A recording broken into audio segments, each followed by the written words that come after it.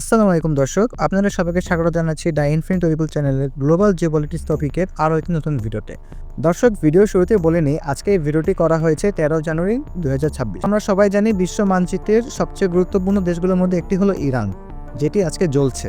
গত প্রায় 3 সপ্তাহ ধরে চলা সংঘাত আজ এক চূড়ান্ত রূপ ধারণ করেছে। যা শুরু হয়েছিল সাধারণ মানুষের রুটি রুজির সংগ্রাম দিয়ে, তা আজ রূপ নিয়েছে এক ভয়াবহ রক্তক্ষয়ী সংঘর্ষে।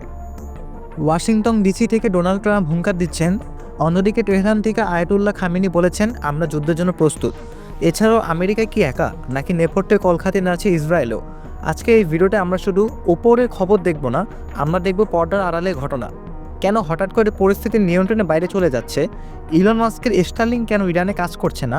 আমেরিকা কি ভেনেজুয়েলার কায়দায় ইরানেও সরকার পাঠিয়ে দিতে পারবে?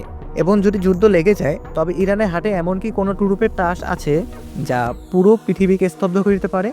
চলুন দর্শক, খবরে গভীরে যাওয়া যাক।